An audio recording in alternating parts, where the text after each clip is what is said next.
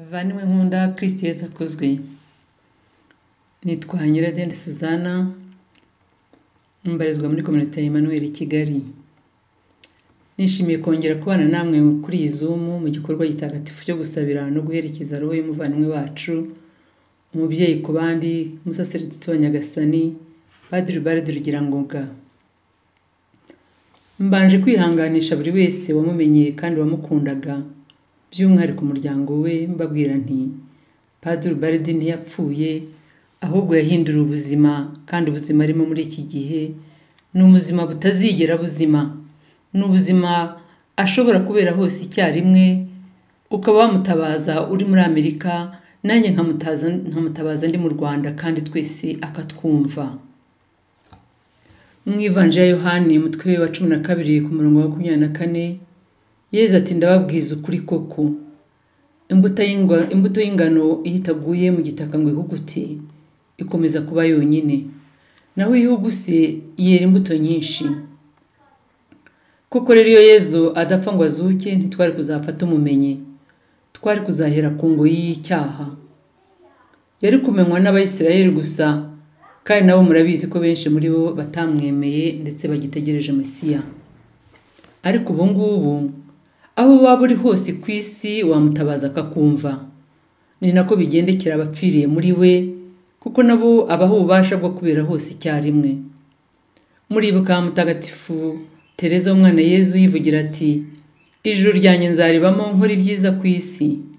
None bakaba ari umwe mu batagatifu bakunzwe cyane ku isi kubera ibyo akorera abamwiyambaza.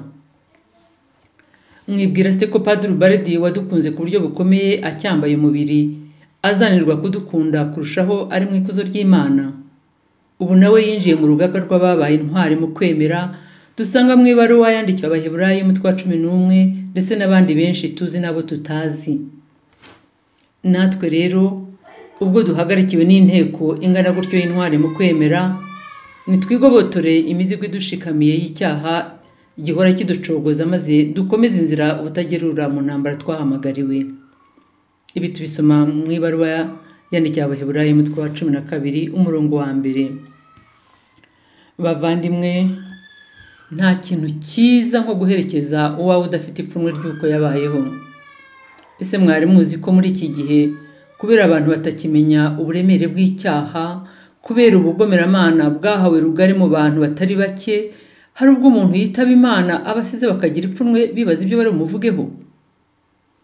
Nibwo usanga bahimbahimba ibyiza yakoze, cyangwa bavugishije ukuri ukumva ngo nyakwigendera yari azi gukina igisoro. Gukina igisoro ubwabyo si bibi, ariko kumva ko nta kindi kintu cyiza bakuvugaho kitari gukina igisoro nibyo biteye agahinda. Iki si igihe cyo gusinzira, ahubwo ni igihe cyo gushiguka mu bitotsi, tukaburira isi ya none iri mu icuraburindi, ko ijuru ririho ariko ko n'umuriro w'iteka uriho, kubazinangira umutima kugeza ku ndunduro. Guhitamo ni none bavandimwe, kuko tutazi umunsi n'isaha Nyagasani azaziraho kutujyana. Mutagatifu Yohani intumwa mu Ivanjili ye umutwe wa 14 guhera ku murongo wa 1 kugera ku wa 6 aratubwira ati, Yezu aratubwira ati ntimukuke umutima, nimwemere Imana nanjye munyemere. Mu nzu ya Data harimo ibyicaro byinshi, iyo bitaba ibyo mba narabibabwiye. Ubu ngiye kubategurira umwanya, nimara kugenda nkabategurira umwanya, nzagaruka mbajyane hamwe nanjye, kugira ngo aho ndi abe naho namwe muba. Agakomeza akavuga ati nijye nzira n'ukuri n'ubugingo. Ikibazo gikomeye rero ni iki? Ese nanjye ndibo mu Nyagasani azagaruka gutwara, cyangwa nzatwarwa n'undi nzaba narakoreye? Ni jyewe uri busubize, nawe usubize mu mwanya wawe. Padiri Bardi waduhuje uyu munsi, kuva umunsi yabwiriyeho Nyagasani ati ngaha ndaje Nyagasani ngo nkore ugushaka kwawe. Ubutumwa yahawe yabwakiranye urukundo, kandi abukora atijana. Nguwo mu magereza, nguwo mu bapfakazi n'imfubyi, nguwo mu rubyiruko, nguwo mu bashakanye, nguwo mu myiherero y'abayihaye Imana, nguwo mu makoraniro y'abasenga n'ahandi ntarondoye. Nta kindi cyamuharanyaga kitari ukwamamaza Yezu Kristo wazutse. Ubuzima bwe bwose yabweguriye Yezu, na Kiliziya atibagiwe n'igihugu cyamubyaye. yaharaniye iteka gukora icyo Imana ishaka kuko nta kindi yatoje abamwumvaga bose kitari urukundo. Impamvu yagize inshuti nyinshi nuko ibyo yigishaga yabishyiraga no mu bikorwa. Natangagazwa cyane buri gihe n'ukuntu yagiraga impuhwe kandi akumva bwangu umubabaro w'abandi. Ndibuka umunsi umwe namuhamagaye kuri telefone musaba randevu kubera abana babiri bo mu kigero cy'imyaka 10 na 11 babaga mu kigo cy'imfubyi twakoranaga, bari bafite ibibazo bikomeye. Umwe muri bo ruhombi zaramuteruraga zikamumanika mu gisenge cy'inzu. Undi nawe yari yashatse kwiyahura yimanitse kubw'amahirwe umuntu amubona atarashira mu mwuka. Padiri Ubalidi yahise atabara bwangu kuko yansabye kuba mushyira aho yari acumbitse muri Centre Christus. Nuko atwakirana urugwiro yishimye aseka nk'umuntu ko kutuwemo n'Imana. Nuko arabaganiriza nk'umubyeyi abasobanurira uburyo Yesu ari muzima, uburyo Yesu ari umukiza kandi abakunda. Ati nimuhumure basha, sekibatinya Yesu cyane mwebwe gusa mupfa kwemera. Arangije atujyana muri chapelle imbere y'isakramento ritagatifu. Murabizi ko yakundaga gushengerera cyane, akamara umwanya munini imbere ya Yesu. Igihe yabegerezaga Yesu mu isakramento ritagatifu, wa mwana ruhumbi zatendekaga mu gisenge yahise yikubita hasi zimuvamo zibwejagura, naho wagerageje kwiyahura we yatubwiye ko igihe isakramento ritagatifu ryari hejuru ye yumvise ibyishimo byinshi mutashye ku mutima, ndetse ngo yumva ababariye abantu bamwicaye ababyeyi n'abavandimwe. Guhera icyo gihe abo bana barabohotse bakura neza, biga neza, ubu ni abantu bifashije kandi b'ingirakamaro. Yesu ni muzima. Haleluya. Bavandimwe, Padiri Ubalidi ni umwe mu bapadiri basuye paruwasi hafi ya zose zo mu Rwanda kuko bamutumiraga hose yajyagayo. Agera aho arenga imipaka y'igihugu, nuko Nyagasani wamuhaye ingabire Nyagasani yamuhaye ingabire nyinshi zirimo no kumenya indimi z'amahanga, kuko yajyaga nko mu Budage yigishaga mu Kidage, yajya muri Amerika Icyongereza akakivuga adategwa. Bavandimwe, aho yaguye mu gihugu cya Amerika ntabwo yari yajyanywe no kurangura ibicuruzwa, nta nubwo yari yo nka mukerarugendo, oya, ahubwo yajyaga hose mu mahanga. Aho yajyaga hose mu mahanga yabaga hajyanye inkuru nziza ya Yesu Kristo. Urupfu rwe rwanyibukije urwa Mutagatifu Francisco Xavier waguye mu nzira ajyanye inkuru nziza mu Bushinwa, ubu Kiliziya ikaba yaramugize umurinzi w'abogezabutumwa. Bavandimwe, Padiri Ubalidi mu buzima bwe bwa gisaserdoti yakundaga ibintu bibiri kurusha ibindi. Icya mbere, yakundaga gutura igitambo cya misa no gushengera Yesu Kristo mu isakramento ritagatifu ry'Ukaristiya. Icya kabiri, yakundaga cyane umubyeyi Bikira Mariya akamwiyambaza amanywa n'ijoro muri rozari ntagatifu. Umwana mwiza yarafitanye na Yesu na Bikira Mariya wamufashije kutishyira ejuru nubwo yarafite byinshi byo kwiratana. Yarazi ko ubukungu bukomeye afite abutwaye mu kabindi kameneka ubusa, maze agahora ku birenge by'yamuhanze no ku bibero by'umubyeyi Bikira Mariya. Tumwigireho gukoresha neza ingabire twahawe, tuzisegasire kandi tuzibyaze umusaruro kubera ikuzo ry'Imana. Ni mu mutima mutagatifu wa Yesu no mu mutima utagira inenge wa Bikira Mariya yavomaga urukundo rwamuranze ubuzima bwe bwose. Ni naho yavomye impuhwe n'ibyishimo yahoranaga. Ni mu mutima wa Yesu kandi yakuye imbaraga zo kubabarira abamugiriye nabi. Ikindi tuzi nuko nawe uwo yakoserezaga yihutiraga kumusaba imbabazi. Padiri Ubalidi ari mu bantu bababaye cyane ariko bakanababazwa cyane, ariko by'agahebuzo ari mu bantu bababariye cyane, bikaba byaramuhesheje ubwigenge busesuye bw'abana b'Imana. Ndatekereza ko Padiri Ubalidi ari we muntu wa mbere watinyutse kuvuga no kwigisha ku mbabazi n'ubwiyunge mu Banyarwanda nyuma ya Jenoside yakorewe Abatutsi kubera urukundo rwamugurumanagamo. Yari azi ko kubabarira ari urufunguzo rufungura ijuru. Agiye ari umuntu w'umunyakuri, waranzwe n'ukuri kandi utaratinye kuvugisha ukuri naho byabaga bigoye. Mu nyigisho ze zose yashishikarizaga abantu guhinduka bakava mu byaha, bakava mu kinyoma no mu buryarya. Ijambo ry'Imana dusoma mu gitabo cy'Ibyahishuwe Yohana Intumwa umutwe wa 3 umurongo wa 15 kugera ku murongo wa 16, aho byanditse ngo nzi neza ibikorwa byawe, ntukonje kandi ntunashyushye.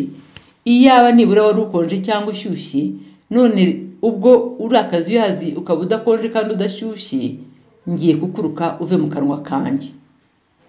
Iri jambo Padiri Ubalidi yaryubakiyeho ubuzima bwe kuko atigeze aba yego na oya icyarimwe. Muri make nta buryarya bwigeze bumurangwaho. Mu ivanjiri ya Yohani umutwe wa mbere umurongo wa 47, Yezu yabonye Natanayeli aje amugana aravuga ati, dore umuyisirayeli ukuri utarangwaho n'uburyarya. Natanayeli atunze uti. Yezu aramusubiza ati, Filipo ataraguhamagara uri munsi y'igiti cy'umutini nakubonaga. Bavandimwe, aya magambo Yezu ashobora kuba yarabwiye Padiri Ubalidi ati, dore umunyarwanda ukuri utarangwaho n'uburyarya. Dusabe Yezu aturinde kubaho mu kinyoma n'uburyarya, tubeshya abantu ko tubakunda, twarangiza tukabavumira ku gahera. Twitoze kubaho mu kuri kuko Yezu we ntiwamubeshya, azi ibyo dutekereza byose n'ibiri mu ndiba z'umutima wacu arabizi. Padiri Ubalidi yahoranaga ishyaka rikomeye ryo gukunda Yezu no kumukundisha benshi bishoboka. Yigishije igihe n'imburagihe muri za kiliziya, yigishiriza ku misozi no mu bibaya, ahanurira abatuye isi, abatoza gutinya Imana no kwizibukira icyaha. Yaravugaga ngo ari imvura ari izuba nta kizambuza gutangaza inkuru nziza Yezu Kristo. Ariko ikiruta byose nuko ibyo yigishaga byose yabishyiraga no mu bikorwa. Ku mpamvu ku bantu bageragezaga kumuca intege bamuvuga ko ari nuko atari, yaravugaga ati, abo ni mubihorere, genza uwo nemeye Yezu Kristo nakurikiye azukuri, nuko akikomereza urugendo rwo kwitagatifuza. Yahoraga ahangayikishijwe cyane n'abanyabyaha, yibaza amaherezo yabo. Bavane, dufite byinshi twamwigiraho. Padiri Ubalidi iyo yatambukaga cyangwa iyo yavugaga, wabonaga ko yifitemo imbaraga, ariko akagira n'umutima woroshye, umutima wumva, umutima umenetse. Ndibuka rimwe yasomye misa yo gukira ibikomere by'umutima kuri Centre Don Emmanuel i Kigali, nuko misa ihumuje asaba abantu gutanga ubuhamya. Mbona umwana w'umusore arahagurutse agiye yihuta kuri mikoro, aratwibwira arangije ati, mpagurukijwe no gusaba Padiri Ubalidi imbabazi mu mwanya w'abantu bose b'inyamasheke bamugiriye nabi.